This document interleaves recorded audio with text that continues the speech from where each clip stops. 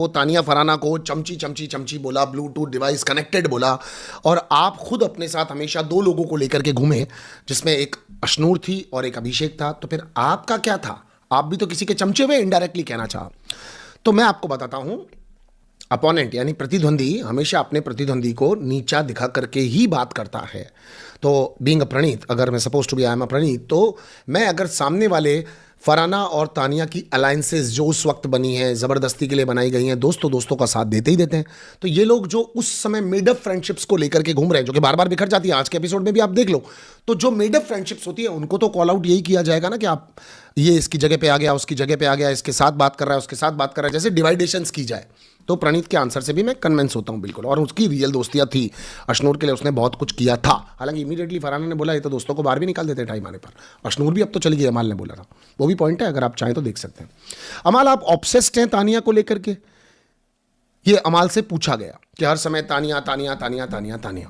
तो अमाल ने ये कहा कि देखिए, फेमस मैं खुद भी हूं, मेरा नाम अमाल मलिक है, आप मुझे जानते भी होंगे, नहीं जानते हैं तो जाकर के देख लीजिए।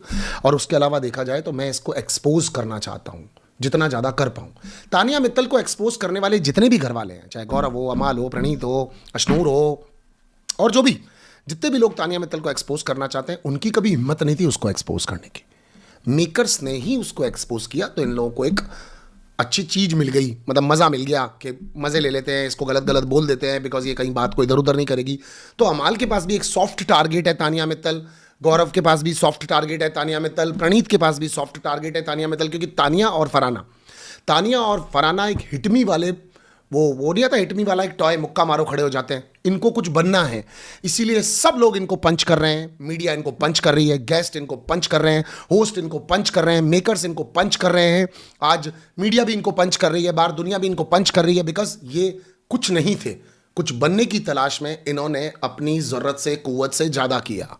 फराना ने जितना लड़ सकती थी लड़ा, बिकॉज उसको लगा कि इस स्टोरी में कोई विलन नहीं है, तो मैं बन जाती हूँ विनर नहीं, विलन।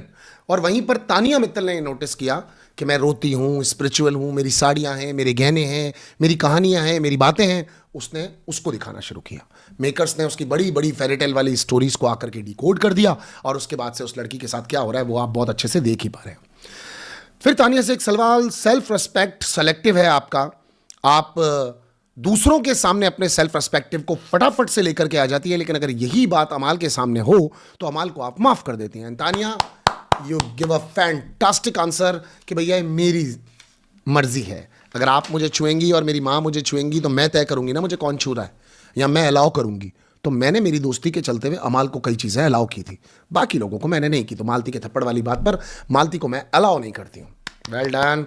बहुत बुरी करने के बाद भी तानिया मित्तल, जिस तरह से तुम जवाब दे पा रही थी, जिस तरह तुम अपनी बात को रख पा रही थी, बंदी में दम।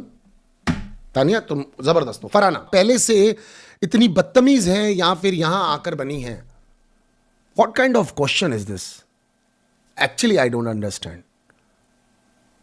क्या किसी और से इस तरह का सवाल पूछने का राइट है मीडिया को, या फिर इन लोगों से पूछने का ही हक है?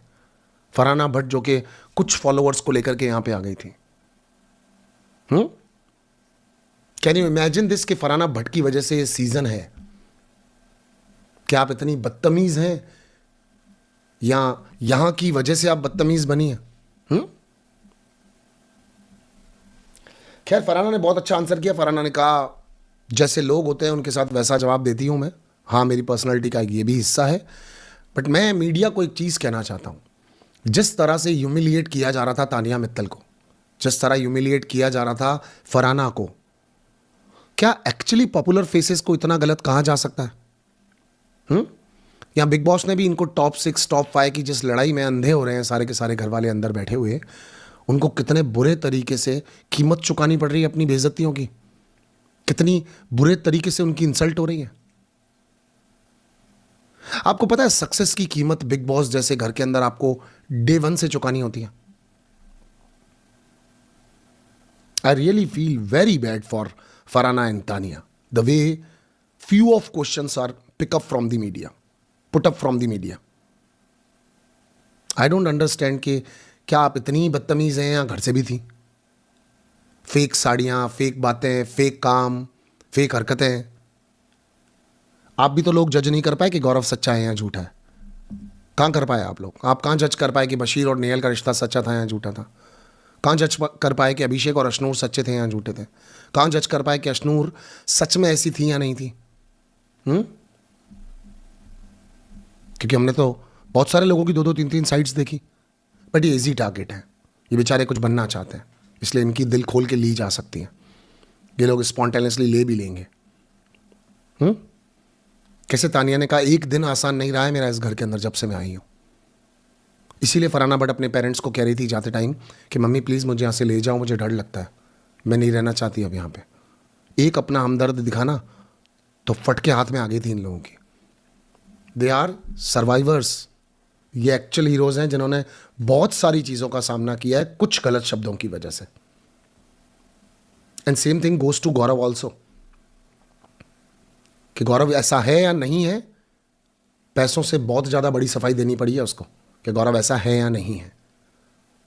बिकॉज एनी वन एरा गैरा नत्थु खेरा can come to Gaurav and ask him कि तू रियल है या फेक है। 20 ईयर्स ऑफ करियर एक आदमी के स्पेंड करने के बाद, आप सोचो रिटायरमेंट का टाइम होता है लगभग कई फील्ड्स में, और वहां पर आपको ये कहा जाए कि आपने अपनी नौकरी ढंग से नहीं की या आप गद्दार हो अपने काम को लेकर के, कैसी फीलिंग आती होगी सामने वाले को? मैं ऐसा हूं, नहीं समझ आ रहा हूं, बाहर निकाल दो। मैं ऐसा हूं, रखना है रखो, बाहर निकाल दो। एंड ही सेड कि एक ऐसा एग्जाम्पल भी तो बनना चाहिए कि एक ऐसा बने विनर, या बनूंगा मैं विनर, अब मैं जीत के दिखाऊंगा आपको कि बिना गाली दिए हुए भी बिग बॉस का कोई विनर बन सकता है, और वो मैं आपके सामने बैठा हूं। मतलब एक एक्टर को एक रियलिटी शो में लोमड़ी बोलना, बिना दांतों वाला शेर बोलना कि आप लोमड़ी हैं, लोमड़ी अंदर से है और शेर की खाल पहन के ओढ़ के बैठे हुए हैं। मुझे एक बात समझ में नहीं आई, कैसे वो लोमड़ी है? वो टॉपिक्स के बीच में नहीं आया, वो लोमड़ी है, एग्री। शेर की खाल कैसे? फिर किसी ने उसके रिगार्ड में उसको कभी कुछ बोला नहीं क्या? शेर तो कभी वो किसी को लगा ही नहीं। आपको लग रहा है? खुद को मानना भी गुनाह हो गया कि शेर से ऊपर भी कुछ होता है जंगल के अंदर। पहले वो एक्सेप्ट कर रहा था, उसका धीरे धीरे बिल्डअप होता है हर चीज़ का। पहले वो एक्सेप्ट कर रहा था मैं लोमड़ी सही, किसी और के थ्रू काम कर सकता हूँ वो सही। तो जब कहा ना बिना दांतों वाला शेर, तो उसके बाद उसने ये जवाब दिया कि जंगल का मालिक हूँ मैं। उसको कहलवाया गया ये। That's why he don't enter into the mess.